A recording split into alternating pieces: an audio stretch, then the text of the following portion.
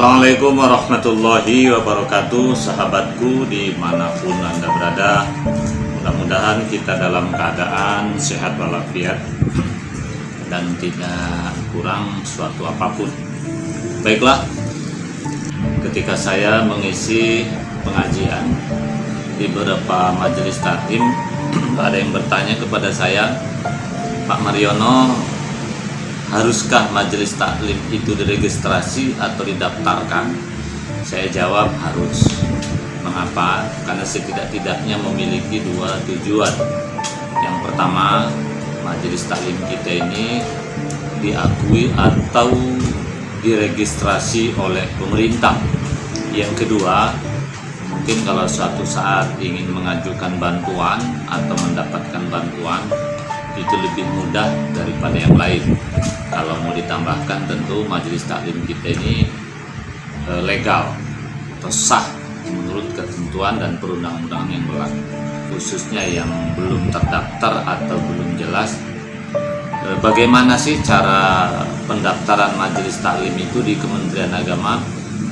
Berikut saya ingin sampaikan tentang standar operasional pelayanan atau SOP registrasi majelis taklim. Ini berdasarkan peraturan Kementerian Agama nomor 29 tahun 2019 tentang majelis taklim. Yang pertama, majelis taklim harus mengajukan permohonan registrasi kepada Kepala Kantor Kementerian Agama atau melalui KUA kecamatan.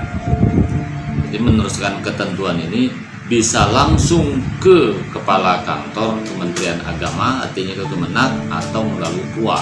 Khusus di Batam, ya, Kepala Kemenak mensyaratkan harus melalui KUA karena untuk lebih memudahkan. Yang kedua, majelis taklim yang mengajukan permohonan registrasi harus memenuhi persyaratan sebagai berikut. A. Memiliki kepengurusan. Jadi harus ada pengurus dulu. Seperti apa bentuk pengurusnya? Dalam hal ini Kementerian Agama tidak ikut campur. Mau ada pembina, ada penasehat, atau ada apapun, ya, silahkan aja bidang-bidangnya, mau ketua 1, mau 2 atau 3, itu diserahkan sepenuhnya kepada majelis taklim. Kemenak hanya menerima saja. Yang kedua, memiliki domisili, artinya surat keterangan domisili. Nah, di mana dia tinggalnya, mintalah kepada RT, RW, dan lurah tentunya, ya. C. Memiliki paling sedikit 15 orang jamaah. Jadi majelis taklim ini boleh mengajukan registrasi minimal anggotanya itu 15. Ya, itu. Jadi saya kira mudah. Yang ketiga, majelis taklim yang mengajukan permohonan registrasi harus melampirkan 1. Fotokopi kartu tanda penduduk pengurus. Jadi pengurusnya ini wajib dilampirkan fotokopi pengurusnya. Yang B. Struktur pengurus. C. Surat keterangan domisili taklim dari desa atau kelurahan. D. Fotokopi kartu tanda penduduk jamaah. Ya, yang E. Surat pengantar sudah disurvei dari KUA kecamatan. Nah, sekira jelas ini, ya. Yang keempat, Kepala Kantor Kementerian Agama atau Kepala KUA kecamatan melakukan pemeriksaan kelengkapan dokumen majelis taklim tersebut. Yang kelima, jika dokumen tidak lengkap, Kepala Kantor Kementerian Agama atau Kepala KUA kecamatan menyampaikan surat pemberitahuan kepada pemohon untuk melengkapi ke dokumen dalam waktu 7 hari kerja sejak pemberitahuan disampaikan. Jadi kalau misalnya kurang lengkap, nanti kantor KUA bisa, Kepala Kemenak bisa memberitahu dalam 7 hari. Jika dalam waktu yang telah ditentukan pemohon tidak melengkapi persyaratan, maka permohonan pendaftaran dianggap batal. Jadi jeda waktu untuk melengkapi dokumen yang kurang itu 7 hari. Kalau 7 hari tidak dilengkapi berarti dianggap batal. Boleh mengajukan ulang nanti. Yang ketujuh, apabila dokumen permohonan dinyatakan lengkap, Kepala KUA kecamatan menyampaikan berkas dokumen permohonan pendaftaran kepada Kepala Kantor Kementerian Agama Kota Batam kalau lengkap, nanti KUA akan lanjutkan ke Kemenak. Kalau tidak, itu tadi diberitahu. 8. Apabila dokumen permohonan pendaftaran dinyatakan lengkap, maka Kepala Kantor Kementerian Agama menerbitkan surat keterangan Majelis Taklim, yang namanya SKT. 9. SKT Majelis Taklim berlaku untuk 5 tahun dan dapat diperpanjang setelah dievaluasi kelengkapannya dan aktif memberikan laporan kegiatan per triwulan, per semester, bukti keaktifan Majelis Taklim. Artinya registrasi Majelis Taklim ini ya, ini berlaku 5 tahun, tapi bisa diperpanjang dengan catatan rutin memberikan laporan, bisa per triwulan, bisa per semester dengan bukti-bukti fisiknya, misalnya foto, kegiatan, atau apapun namanya. Nah, kemudian yang ke-10, permohonan perpanjangan SKT Majelis Taklim diajukan paling lama 3 bulan sebelum masa berlaku SKT Majelis Taklim berakhir. Artinya permohonan kembali memperpanjang itu kalau misalnya berakhir pada bulan 12, usahakan paling lambat ya bulan 9 sudah diajukan ulang. Sama melalui kantor KUA atau langsung ke Kemenak. Oleh Kemenak pun nanti akan dibalik lagi KUA, maka sebaiknya langsung ke KUA saja. Yang ke-11, permohonan perpanjangan SKT Majelis Taklim harus melampirkan SKT Majelis Taklim yang asli. Nah, jadi dalam permohonan itu yang lama itu lampirkan ulang. Makanya hati-hati jangan sampai hilang. Ini kadang-kadang hilang pula.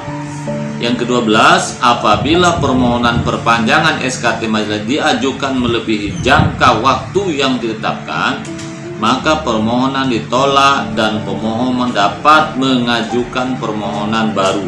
Maksudnya kalau permohonan itu sudah habis masa waktunya, katakanlah 5 tahun, diajukan pada tahun ke-6, lupa dia atau lalai, maka ditolak perpanjangan ya, maksudnya, maka boleh mengajukan permohonan baru. Apa bedanya? Kalau perpanjangan tetap nomor yang lama, kalau baru ya berarti baru. Ya, itu. Kemudian kesimpulannya yang terkait dengan permohonan registrasi itu poin-poin yang harus dilalui ya. Sebagai berikut: Kepala Kantor Kementerian Agama, Batu Batang, KUA dulu, di bawah KUA ya lurah setempat. Nah ya, ustadz-ustadznya.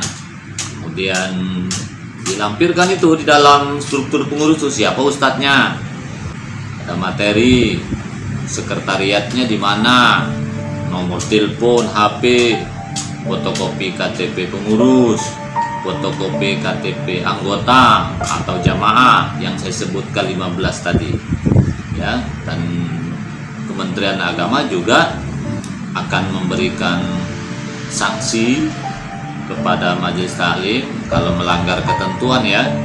Tentu surat peringatan dulu, registrasinya dicabut atau diputus, bahkan Majelis Taklimnya ditutup. Nah, apa saja yang menyebabkan surat peringatan itu sampai kepada kita, registrasinya dicabut, bahkan Majelis Taklimnya ditutup? Ya tentu apabila Majelis Taklim itu mungkin melakukan tindakan yang tidak terpuji atau melanggar hukum. Salah satunya yang harus kita ingat, pemerintah sudah menetapkan materi Majelis Taklim itu. Yang pertama, harus moderasi beragama. Artinya beragama itu santun, lembut, artinya mengajarkan kedamaian. Kedua, tidak radikalisme, tidak mengajarkan menjadi seorang teroris, mendukung negara kesatuan Republik Indonesia, kemudian tidak anti Pancasila dan Undang-Undang Dasar 1945 dan Bhinneka Tunggal Ika. Tentu menggunakan akidah ahli sunnah wal jamaah. Jadi ketika poin-poin ini dilanggar, artinya yang bertabrakan dengan ketentuan pemerintah, ada kemungkinan diberikan sanksi itu tadi. Ya, mulai dari surat peringatan, registrasinya dicabut atau diputus, bahkan majelis taklimnya ditutup. Oleh karena itu cukup jelas ya, nanti bagi ibu-ibu, bapak-bapak yang mau mendirikan majelis taklim bisa minta tolong saya seperti apa bentuk formulirnya, dan edaran ini pun nanti boleh saya WA-kan. Yang penting ya, kirimlah ke nomor saya, ke WA-nya ke nomor saya di 0811 772 633. Dan nanti silahkan cek, nanti saya pandu struktur kepengurusannya bagaimana, ketentuannya bagaimana. Insya Allah tidak dipungut biaya ya, walaupun saya bertugas di Kota Batam, ketentuan ini berlaku seluruh Indonesia, sama aja mau di Papua, mau di Jawa, mau di Sumatera, mau di Kalimantan, sama saja, karena ini ketentuan Kementerian Agama. Dan ingat, majelis taklim tidak harus ibu-ibu, bapak-bapak pun boleh. Tapi saya berharap semua majelis taklim harus registrasi, baik yang bapak-bapak, mama-mama, remaja, semua harus registrasi. Insya Allah lebih baik, lebih tertib, lebih terakomodir, dan lain segala macam. Saya kira itu, mudah-mudahan ada manfaatnya. Selamat dan sukses semua majelis taklim. Mudah-mudahan Allah berikan kemudahan dalam melaksanakan tugasnya. Amin Allahumma amin. Wassalamualaikum warahmatullahi wabarakatuh.